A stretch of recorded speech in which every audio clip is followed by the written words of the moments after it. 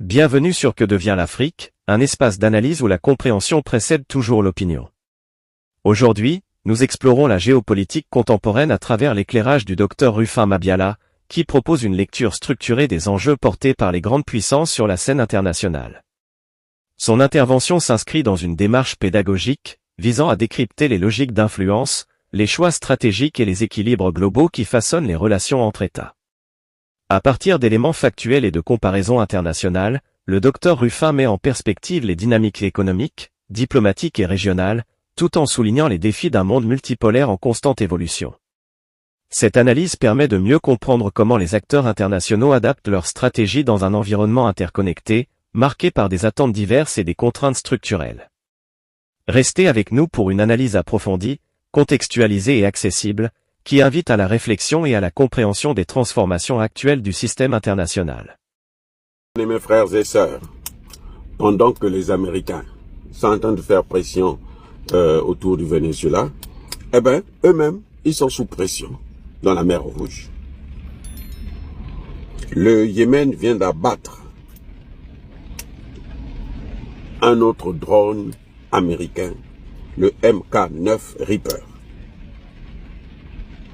Un drone de surveillance, un drone de combat, un drone d'attaque. Et ça fait maintenant plus de 20 drones. 21. On est maintenant à 21 drones que les Houthis ont abattus.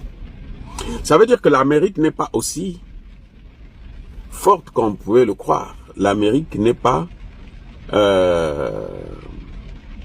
dispensée des frappes, les amis. Dans la vie, là, quand on est fort, il faut utiliser sa force pour faire le bien, pour protéger les faibles, pas pour dominer les faibles. Quand vous voulez utiliser votre force pour dominer les faibles, il y aura un faible qui viendra un jour vous anéantir complètement. Il va vous mettre à genoux, va vous mettre à nu. Les Américains accusent l'Iran, que c'est l'Iran qui donne des armes aux Houthis. Les amis, c'est vrai que l'Iran, on a arrêté des cargaisons, 750 tonnes d'armes qu'on a arrêté à destination, qui allaient au Yémen. On accuse l'Iran. L'Iran dit que c'est pas elle. L'Iran n'a jamais donné des armes au Yémen. Mais bon, d'après ce que les Occidentaux disent, vous savez que eux, ils n'ont jamais eu tort. Eux, ils ont toujours raison. Donc tout ce qu'ils disent là, c'est ça qu'il faut croire. Mais en tout cas, ce qui est certain, c'est que ils ne contrôlent pas le Yémen. Ils ne maîtrisent pas les Houthis. C'est au contraire les Houthis qui leur donnent un casse-tête chinois. Incroyable, mais vrai. Et c'est ça, ce qui nous montre que l'Amérique est aussi vulnérable. Elle peut être vaincue. Donc c'est à l'Amérique de comprendre que le monde d'aujourd'hui, là, comme disait le président brésilien, we don't want a king. On n'a plus besoin d'un roi. Malheureusement, c'est ce que Trump est en train de vouloir faire partout dans le monde. Il veut être le roi de la terre. Comme si c'est lui qui avait créé ce monde. Soyez bénis. J'ai dit. La réflexion proposée par le Dr Rufin Mabiala s'inscrit dans une lecture approfondie de la géopolitique contemporaine, envisagée comme un vaste échiquier où les grandes puissances ajustent en permanence leur position, leurs priorités et leurs modes d'influence.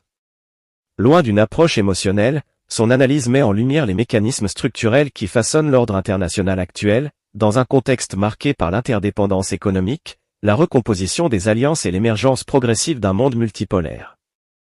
Au cœur de son propos se trouve l'idée que la notion de puissance, longtemps perçue comme un attribut stable et incontestable, doit aujourd'hui être comprise comme une réalité évolutive, soumise à des contraintes multiples. Les grandes nations, malgré leurs capacités technologiques, financières et diplomatiques, doivent composer avec des environnements régionaux complexes, des équilibres maritimes sensibles et des dynamiques locales qui échappent parfois au schéma traditionnel de contrôle.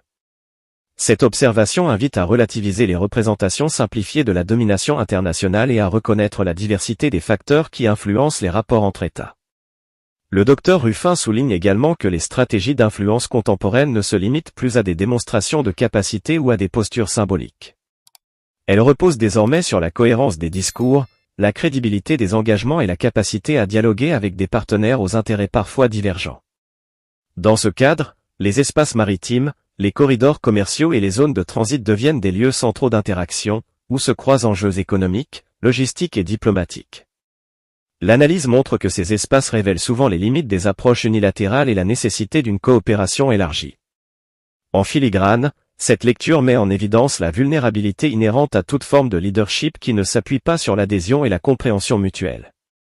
La puissance, lorsqu'elle est exercée sans prise en compte des réalités locales et des attentes des populations, tend à générer des résistances, des incompréhensions et des situations de blocage. À l'inverse, une influence fondée sur l'écoute, la médiation et le respect des équilibres régionaux favorise des relations plus durables et plus stables. L'intervention du docteur Ruffin s'inscrit également dans une perspective historique. Il rappelle implicitement que les cycles de l'histoire internationale ont souvent montré les limites des modèles centralisés et des ambitions hégémoniques. Les grandes civilisations et les empires du passé ont prospéré lorsqu'ils ont su intégrer la diversité, favoriser les échanges et reconnaître la pluralité des centres de décision. À l'inverse, les périodes de rigidité et de fermeture ont fréquemment précédé des phases de repli ou de transformation profonde. Cette grille de lecture trouve une résonance particulière pour le continent africain. Dans un monde en mutation, l'Afrique n'est plus un simple espace d'influence extérieure, mais un acteur à part entière, doté de ressources humaines, culturelles et économiques considérables. Le docteur Ruffin invite à penser la place du continent dans les équilibres globaux à travers une approche fondée sur la souveraineté intellectuelle, la coopération régionale et la valorisation des partenariats équilibrés. Il s'agit moins de s'inscrire dans des logiques de confrontation que de développer une capacité d'analyse autonome et stratégique. L'un des apports majeurs de cette réflexion réside dans l'appel à une utilisation responsable de la capacité d'influence. La force, qu'elle soit économique, diplomatique ou technologique, prend tout son sens lorsqu'elle est orientée vers la protection des équilibres, le soutien au développement et la recherche du bien commun. Cette vision s'oppose à toute instrumentalisation qui viserait à imposer des modèles sans concertation ou à ignorer les spécificités locales. Elle rejoint une conception éthique du leadership international, fondée sur la responsabilité et la réciprocité. Dans cette optique, le monde contemporain apparaît moins comme un espace dominé par un centre unique que comme un réseau d'interactions multiples, où chaque acteur, grand ou petit, dispose d'une capacité d'initiative.